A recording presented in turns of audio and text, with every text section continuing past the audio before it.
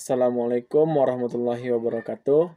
Perkenalkan, nama saya Ghaffar Ramdi, NIM 1913030072 dari kelompok 7 akan membacakan materi pertama dalam materi pengelolaan sumber daya alam, mata kuliah Hukum Ekonomi Islam, Hukum Tata Negara B. Baiklah, pada materi yang pertama ini yaitu poin A-nya, pembagian sumber daya alam. Sumber daya alam sendiri itu dapat diklasifikasikan menjadi beberapa macam, di antaranya yang pertama yaitu berdasarkan sifat. Berdasarkan sifat ini, sumber daya alam juga terbagi dalam beberapa macam, yaitu sumber daya alam yang selalu ada. Sumber daya alam yang selalu ada ini adalah sumber daya alam yang ketersediaannya terjamin dan tidak akan pernah habis. Contohnya air, sinar matahari, serta energi-energi lain yang diperoleh dari pasang surut air laut. Yang kedua yaitu sumber daya alam yang dapat diperbaharui. Sumber daya alam yang dapat diperbaharui ini adalah sumber daya alam yang ketersediaannya jika sudah menipis itu dapat dikembalikan seperti semula. Contohnya yaitu sumber daya alam yang dapat diperbaharui, semisal hewan dan tumbuh-tumbuhan. Yang ketiga yaitu sumber daya alam yang tidak dapat diperbaharui. Sumber daya alam yang tidak dapat diperbaharui ini adalah sumber daya alam yang sulit untuk tersedia kembali dan memerlukan waktu yang cukup panjang untuk dapat memperbaharuinya. Contohnya, semisal minyak, batu bara, dan barang tambang lainnya. Yang kedua yaitu berdasarkan jenis. Berdasarkan jenis ini, sumber daya alam juga terbagi menjadi dua macam. Yang pertama yaitu sumber daya alam hayati atau biotik. Disebut juga sebagai sumber daya alam biotik karena sumber daya alam ini meliputi benda-benda hidup yang dapat dimanfaatkan oleh umat manusia dalam memenuhi kebutuhannya. Contohnya dari sumber daya alam hayati ini adalah sumber daya alam nabati dan mikroorganisme lainnya yang dapat digunakan oleh umat manusia. Selanjutnya yaitu poin B, sumber daya alam non-hayati, abiotik. Disebut demikian karena sumber daya alam ini meliputi benda-benda yang tidak hidup, semisal tanah, batu, udara, dan lain-lainnya. Baiklah, hanya itu yang dapat saya sampaikan. Sekian, terima kasih. Baiklah, Assalamualaikum warahmatullahi wabarakatuh. Saya Rizky Algani akan melanjutkan presentasi dari saudara Ghaffar Ramdi. Itu bagian yang B, prinsip dan dasar pengelolaan sumber daya alam. Rekonstruksi yang pertama itu rekonstruksi makna khalifah. Al-Quran di dalamnya ditegaskan bahwa menjadi khalifah di muka bumi ini tidak untuk melakukan perusakan dan pertumpahan darah. Namun, dalam membangun kehidupan yang damai, sejahtera, dan penuh keadilan, dengan demikian manusia yang melakukan kerusakan di muka bumi ini secara otomatis mencoreng atribut manusia sebagai khalifah. Quran Surah Al-Baqarah ayat 30. Karena walaupun alam diciptakan untuk kepentingan manusia, tetapi tidak diperkenankan menggunakannya secara semena-mena, sehingga perusakan terhadap alam merupakan bentuk dari pengingkaran terhadap ayat-ayat atau keagungan Allah Subhanahu wa taala dan akan dijauhkan dari rahmatnya. Quran Surah Al-A'raf ayat 56. Dan janganlah kamu membuat kerusakan di muka bumi sesudah Allah memperbaikinya, dan berdoalah kepadanya dengan rasa takut tidak akan diterima dan harapan akan dikabulkan. Sesungguhnya rahmat Allah amat dekat dengan orang-orang yang berbuat baik. Yang kedua yaitu ekologi sebagai doktrin ajaran. Yusuf Qadrawi dalam Ri'ayah al-Bi'ah fi Syariah al-Islam bahwa memelihara lingkungan, mengelola sumber daya alam, sama halnya dengan menjaga 5 tujuan dasar Islam, Maqasid al-Syariah. Memelihara lingkungan sama hukumnya dengan Maqasid al-Syariah. Dalam kaidah usul fiqh disebutkan, ma la yatimmu al-wajib illa bihi fahuwa wajibun. Sesuatu yang membawa kepada kewajiban, maka sesuatu itu hukumnya wajib. Baiklah, untuk materi selanjutnya akan dilanjutkan oleh saudara Fadil. Sekian dari saya. Assalamualaikum warahmatullahi wabarakatuh. Baik, assalamualaikum warahmatullahi wabarakatuh. Saya akan melanjutkan materi tentang teori-teori pengolahan sumber daya alam menurut para ulama. Satu, pengolahan sumber daya alam dalam Islam. Islam adalah pandangan hidup yang seimbang dan terpadu. Dalam Islam sebenarnya Allah membolehkan manusia untuk memanfaatkan semua yang ada di bumi. Mengolah untuk memanfaatkan sumber daya alam adalah bukan untuk menumpuk kekayaan, akan tetapi memanfaatkan sumber daya alam untuk memenuhi kebutuhan dan meningkatkan kesejahteraan manusia. Untuk tidak terjadinya kerusakan ini, peran negara sangat penting. Dalam hal ini, pemerintah mesti menegakkan aturan dengan tegas, karena sumber daya alam merupakan common property, sehingga boleh dimanfaatkan oleh masyarakat. Di dalam Al-Quran dijelaskan bahwa manusia diciptakan sebagai khalifah di bumi. Kewajiban manusia sebagai khalifah di bumi adalah sebagai menjaga dan mengurus bumi dan segala hal yang ada di dalamnya untuk dikelola sebagaimana mestinya.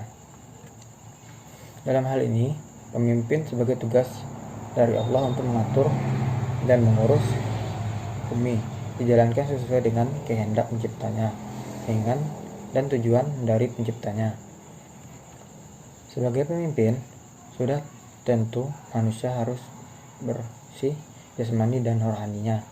Inilah inti dari kebersihan jasmani, merupakan bagian integral dari kebersihan rohani. Jelas bahwa tugas manusia, terutama muslim atau muslimah di muka bumi ini adalah sebagai khalifah atau pemimpin dan sebagai wakil Allah dalam memelihara bumi atau mengelola lingkungan hidup. Oleh karena itu, dalam memanfaatkan bumi ini tidak boleh semena-mena dan seenak.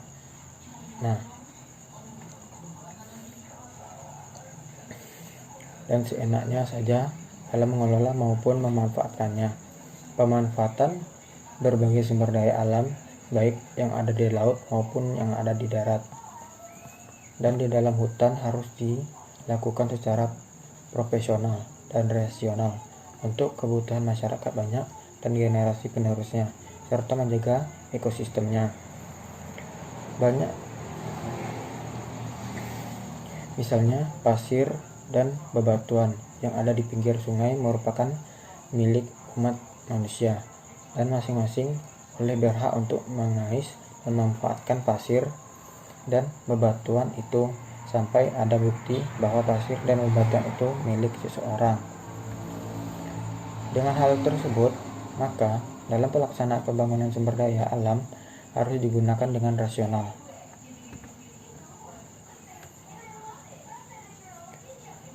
Pengalian sumber kekayaan harus diusahakan dengan sekuat tenaga dan strategis dengan tidak merusak tata lingkungan dan tata hidup manusia. Namun perlu diusahakan penggunaan teknologi yang ramah lingkungan dan bisa menjaga kelestariannya sehingga bisa dimanfaatkan secara berkesinambungan. Dan dalam pandangan Islam, hutan dan barang-barang adalah milik umum yang harus dikelola hanya oleh negara, di mana hasilnya yang harus dikembalikan oleh rakyat dalam bentuk barang yang murah atau subsidi untuk kebutuhan primer, misalnya pendidikan, kesehatan, dan fasilitas umum. 2. Pengelolaan sumber daya alam dalam negara Islam. Bumi yang telah dihampar oleh Allah Subhanahu wa Ta'ala sebagai salah satu unsur dari susunan sistem tata surya mempunyai luas 510 juta kilometer yang terdiri seluas 148,5 juta kilometer kubik daratan 29,12% dan seluas 361,5 juta kilometer kubik berupa lautan sebesar 70,82%. Allah Subhanahu wa Ta'ala juga telah memberikan pasak bumi berupa gunung berikut padang gembala, prairie serta padang pasir seluas 62,1 juta kilometer kubik. Di samping itu masih terdapat pula cadangan lahan yang belum didiami manusia yang berupa pulau-pulau terpencil dan juga sumber alam yang belum digali di daerah kutub utara dan selatan seluas 12,5 juta kilometer kubik. Unsur sunatullah yang terdapat pada gunung-gunung dan kedua kutub ini adalah untuk menyimpan dan mendistribusikan air segala penjuru dunia serta sebagai pembekalan mineral yang sangat berharga bagi kehidupan manusia dan menjaga keseimbangan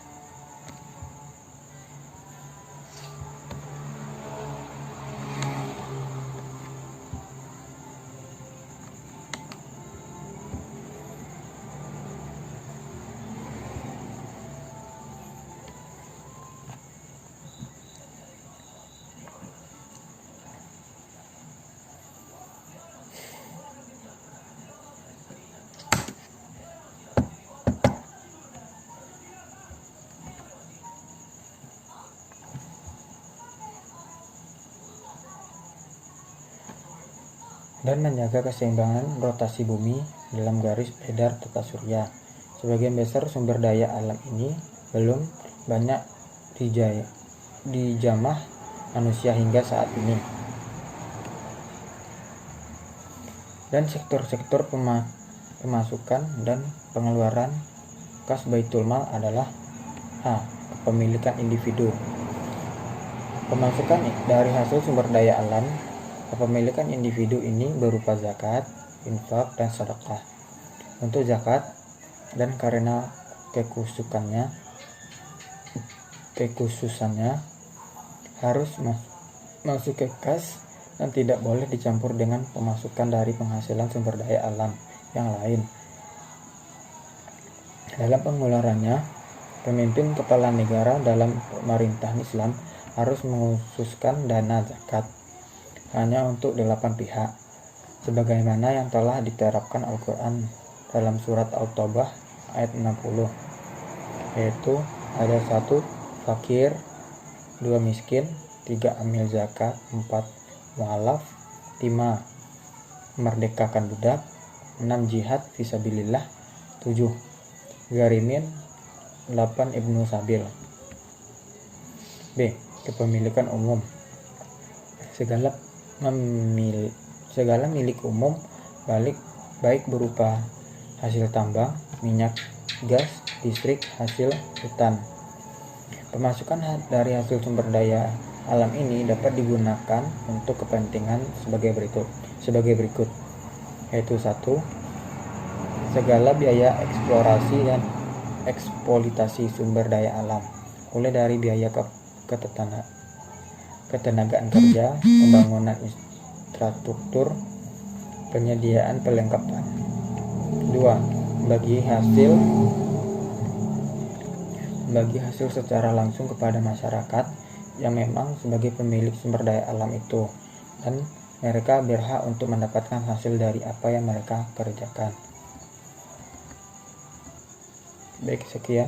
Wassalamualaikum warahmatullahi wabarakatuh. Baik, bismillahirrahmanirrahim. Assalamualaikum warahmatullahi wabarakatuh. Saya Randa Bima Asra dengan NIM 1913362 dari kelompok 7 akan melanjutkan penyampaian dari pemateri sebelumnya.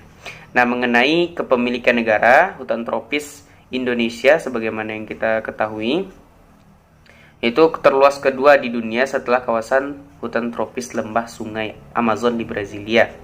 Nah, luas kawasan hutan tropis Indonesia diperkirakan mencapai 133 juta hektar atau sekitar 71% dari luas daratan Indonesia, yang menyimpan keanekaragaman hayati terkaya dan terlengkap, atau bisa kita katakan mega biodiversity di dunia. Keanekaragaman hayati yang dimiliki Indonesia meliputi lebih dari 15.000 jenis burung, 500 jenis satwa mamalia, dan 21 jenis reptil. Juga 65 jenis ikan air tawar, 10.000 jenis tumbuhan tropis. Selain itu, garis pantai Indonesia sepanjang 81.000 km menjadikan Indonesia sebagai negara yang memiliki garis pantai terpanjang di dunia. Perairan laut yang luas menyediakan wadah yang nyaman bagi pertumbuhan populasi berbagai jenis ikan dan rumput laut, dan juga populasi terumbu karang, atau dengan bahasa lain adalah coral reef. Dalam wilayah laut Indonesia, potensi perikanan laut Indonesia berkisar antara 6,4 juta metrik ton. Indonesia mempunyai 3,9 juta hektar terumbu karang dengan 70 genus dan 590 spesies karang keras yang ada merupakan wujud keanekaragaman koral terbesar di dunia. Demikian pula dengan kekayaan minyak dan gas bumi serta sumber daya mineral tambang yang terkandung di dalam perut bumi Indonesia, seperti emas, tembaga, batu bara, perak, nikel, timah, bauksit, dan lain-lain. Ya, itu merupakan kekayaan alam bumi Nusantara. Mungkin hanya itu yang bisa saya sampaikan pada kesempatan kali ini. Terima kasih banyak.